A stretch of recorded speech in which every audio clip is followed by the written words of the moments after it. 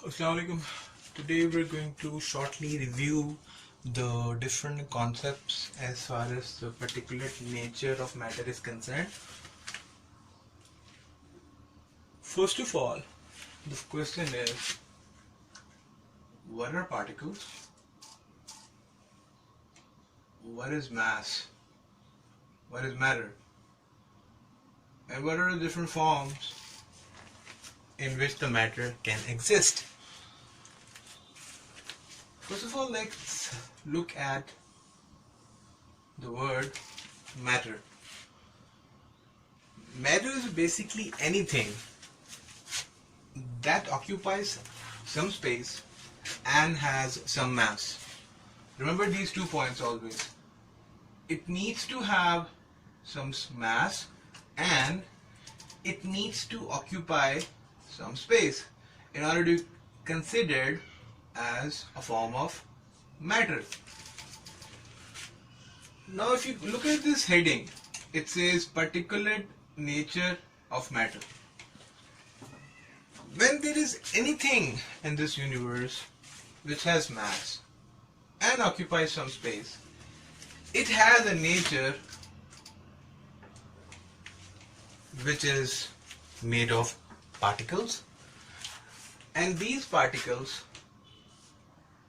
is going to be our next focus. Particles can be in any form. It can be in the form of subatomic particles, such as protons, neutrons, or even electrons.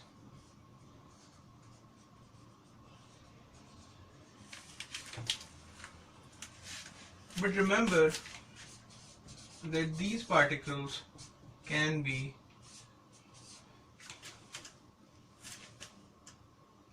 apart from being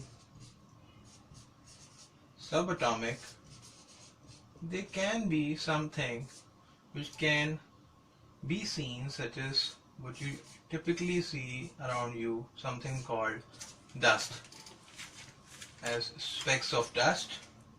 Now this category of particles, such as protons, neutrons, or electrons, they cannot be seen by the naked eye, but dust particles can be seen. So what I'm trying to say is that particles can be as small as something which can't be seen, or can be something which can be seen, such as dust. But this all combination of particles is what you call matter, because matter has particles, and these particles can only be particles when they have some mass and they occupy some space.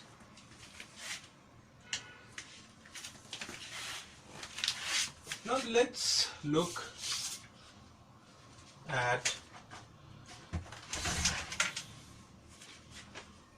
the properties of these different solids, liquids and gases, because these are the three forms in which matter can exist. And these are, as mentioned earlier, can be in the form of solids, liquids, or gas. Now there are different types of properties in these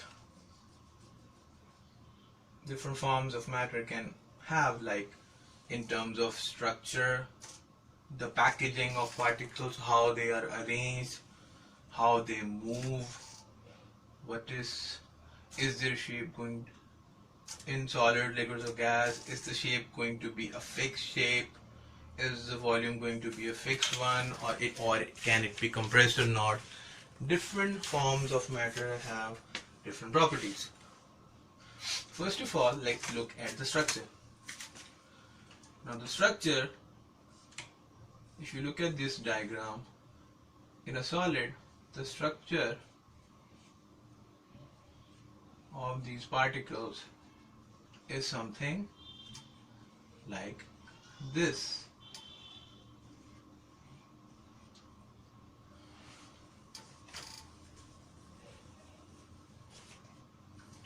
Particles are typically arranged in a very regular and organized pattern,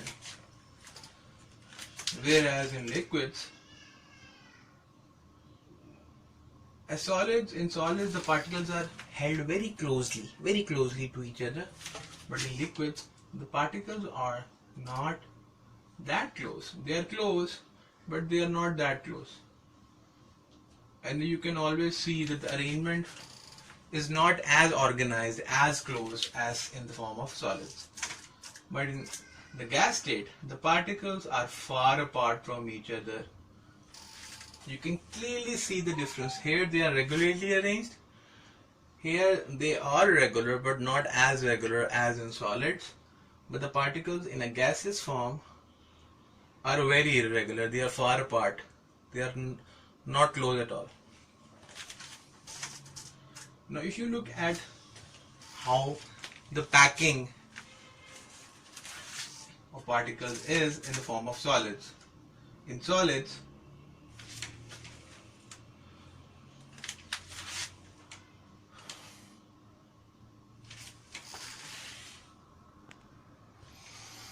if you look at the packing of particles in the solid state, you can easily say that these particles are tightly packed.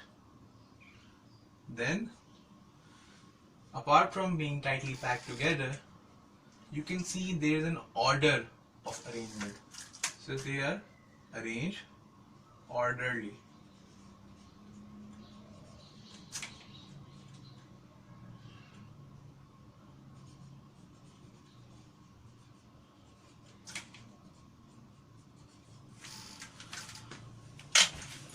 In terms of tight arrangement of particles and order of arrangement, if you look at the liquid state, the packing is not as orderly as in the form of solids, but there is some sort of order.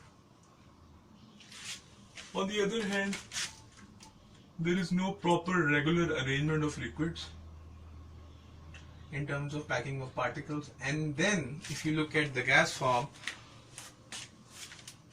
you can see clearly from the picture, from the diagram, that they are spaced far apart from each other. Now if you look at the movement of particles in solids, what happens is that particles are arranged in a very closely packed arrangement. They are not freely moving, they are just vibrating around their mean position like this. But in liquids, the particles can be seen as slightly spaced apart, so this gives them enough space to slide past each other. But in gases, particles are far apart from each other.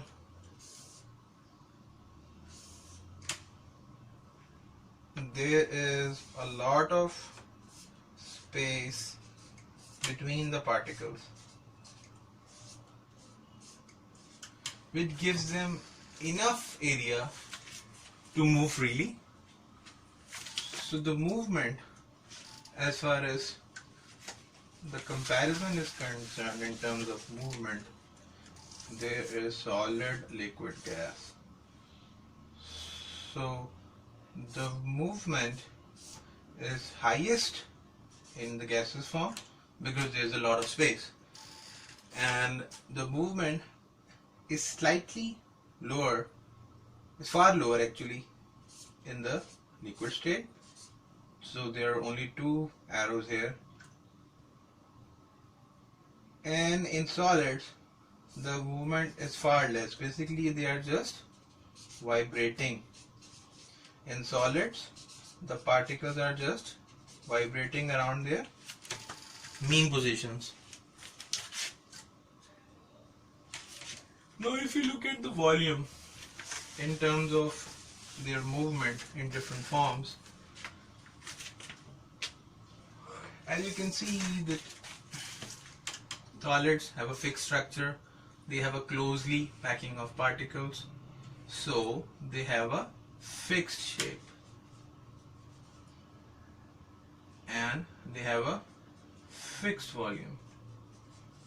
Again, if you look at the particles arrangement in a solid, particles can only move around their, vibrate around their mean position, right? They can just vibrate. So it's very hard to change the shape and volume in solid form.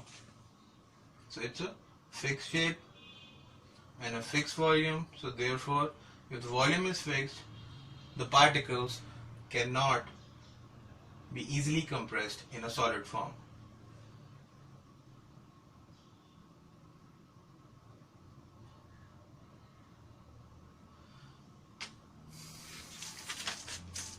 If you look at the liquid state, in terms of liquids, you see the particles do not actually have a fixed shape, and whatever container you put the liquid form in, it will take the shape of the container. Like this is a beaker. If you fill it up, it takes this shape, the shape of the beaker. If you fill it up in a, let's say, a test tube, for example, or a different container, it takes the shape of the container. So they don't have a fixed shape. And at the same time, liquids cannot be easily compressed, so therefore they have a fixed volume.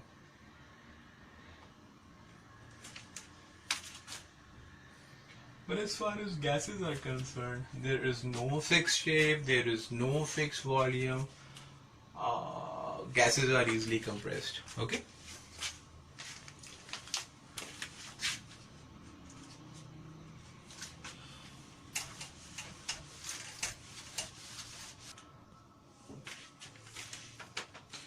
If you look at in terms of energy, in any form, either in solid, liquid or gas,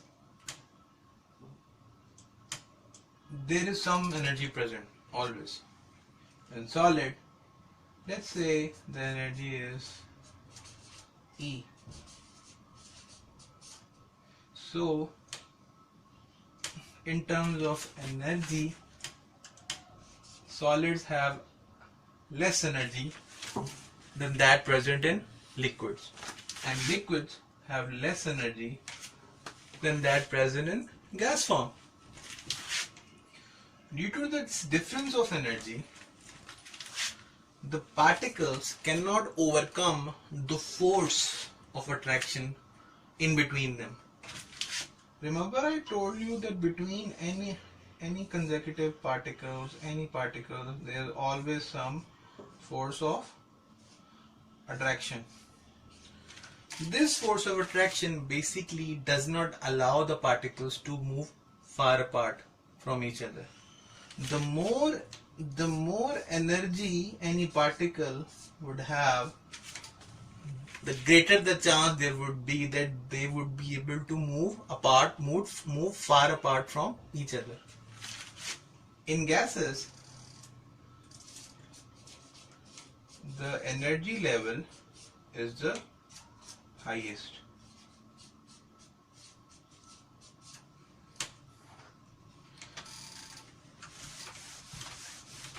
Let me write this again. In gas form, the energy level is the highest. That's why they are able to move much more at a different uh, uh, space between each other. They are able to move far from each other because they have more energy. They can move much more freely because they have much more energy than liquids or than solids. As far as liquid form is concerned,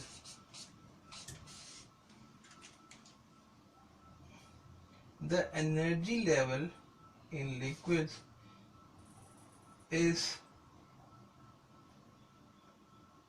lesser than that of gas form.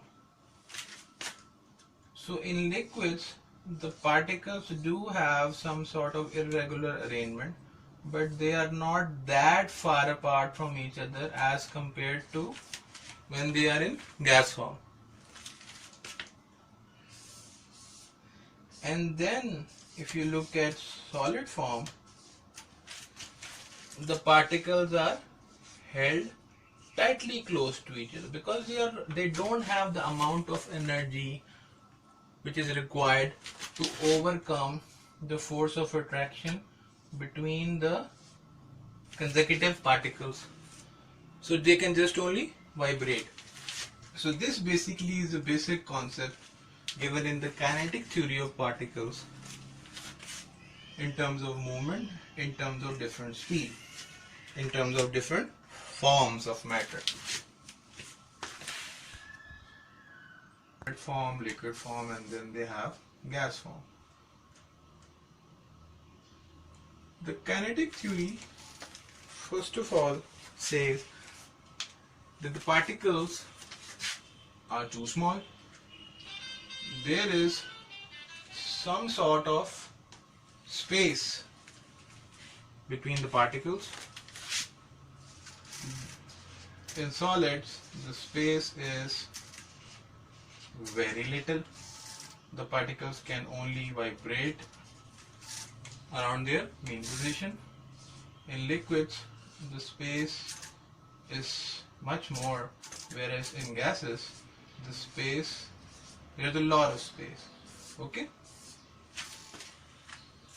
So in terms of movement, what the kinetic theory says is that particles move the slowest when they are in solid form. They are just vibrating. They just vibrate around their mean position. The speed is very low. In liquids, the movement is higher, but in gases, the movement is the highest. Now the question is why the movement is lowest just in the form of vibration in solids. It's higher in liquids and very high in gases. Let's talk about in terms of energy. You see, when any matter is in solid form, where particles can only vibrate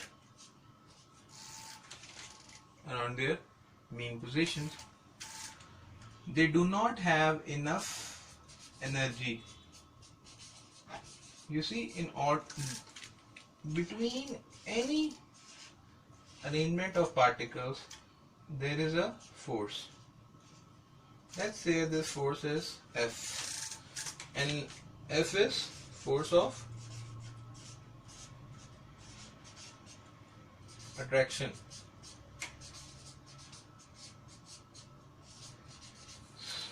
So this force of attraction holds the particles close to each other. Now look in terms of liquids.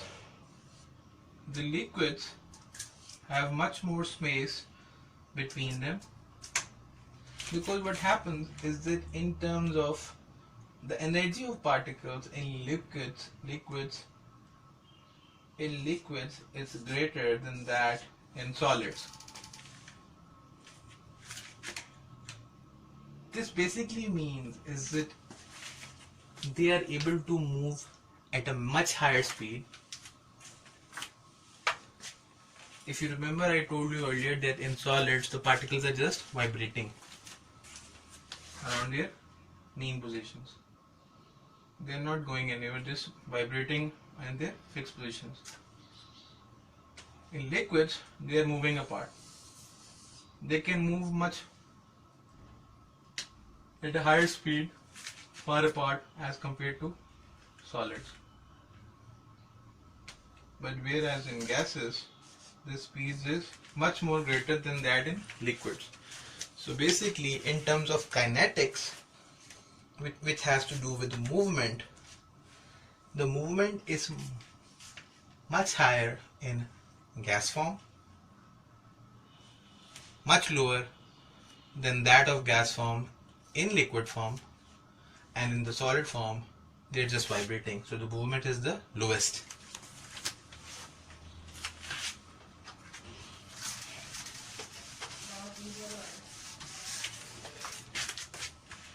Let's look at the next topic in this lecture. As I've told you earlier that there are different states in which matter can exist. It can be in the form of solid, liquid, or gas. Now here we are going to discuss the different changes of state which matter goes through. Like for example, if the matter goes from solid to liquid, what is that change of state called? Or if it goes from liquid to solid, what is that change of state called? Likewise, when it goes from solid to gas, or gas to solid, or liquid to gas, or from gas form to liquid form. Let's look at that.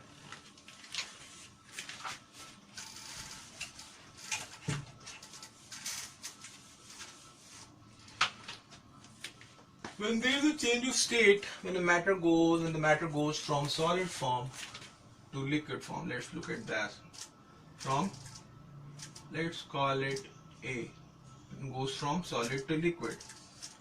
A. Now this change of state is called melting.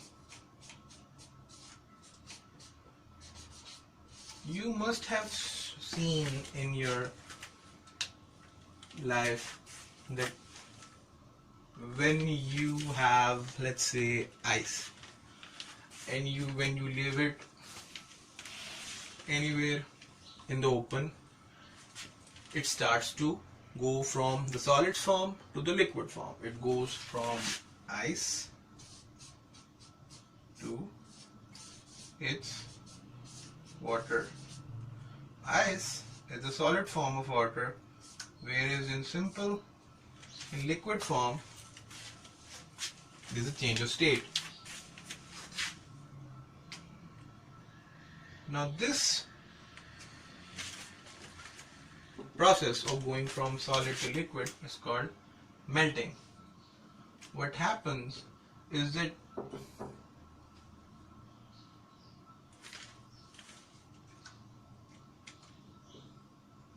solid starts melting, then there is some solid, some liquid, and then in the end there is just liquid. Now this process of going from a solid form to a liquid form is called melting. What is basically happening here is that particles are gaining energy from the surroundings. You can simply heat ice in any container and the particles will start to gain energy. When they gain energy, as I told you earlier, even when they go from solid form to a liquid form, they are able to overcome the force of attraction in between the individual particles, and therefore they are able to move far apart from each other. So there is a change of state from solid to liquid. So this state, change of state, is called melting.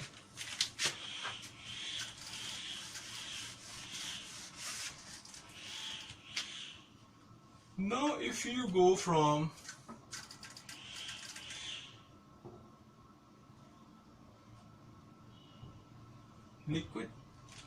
liquid state to gas state, let's look at that process. Now this process is basically either boiling, or it can also be achieved by simply at evaporation.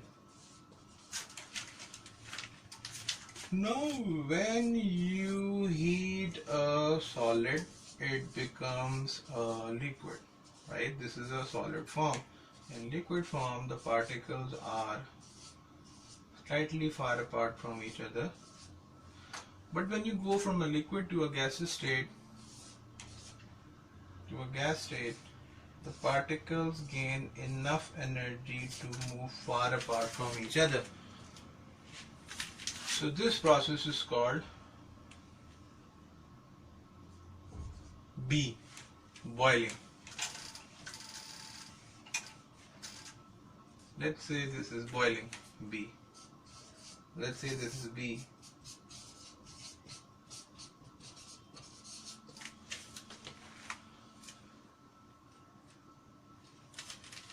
Now let's look when you go from gas form to liquid form. Now this process is called condensation. Let's say this is C.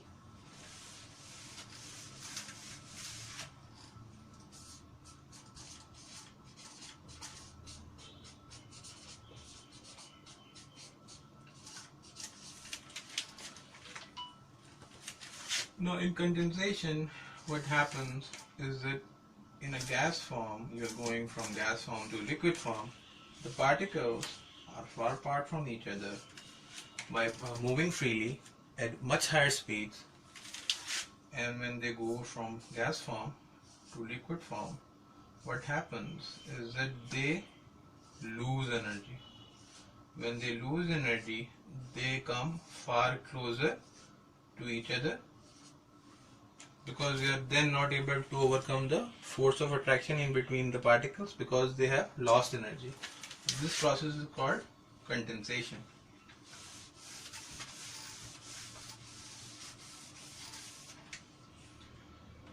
But when you go from liquid form to solid form, this process is, as you all know, called freezing. Let's say D.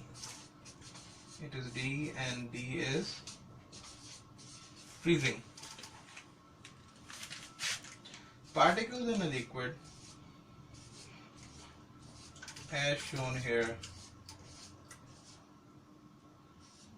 when they lose more energy, that they are not able to overcome the force of attraction in between the particles, so they again come closer to each other and are tightly held together.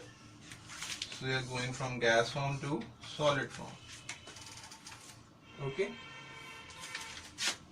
Now let's see what happens. What do you call the change of state when particles go from solid state to gas state? But remember, they are going from solid state to gas state directly. there is no liquid state in between. When there is no liquid state in between, they are directly going from a solid state to a gas state. This process is called sublimation.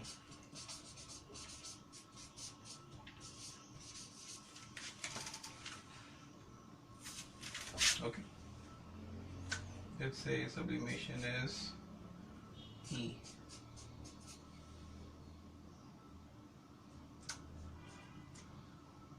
And again, when you go from a gas form to a solid form, basically this is the formation of deposits. You can also call it deposition. Let's say this is F, deposition.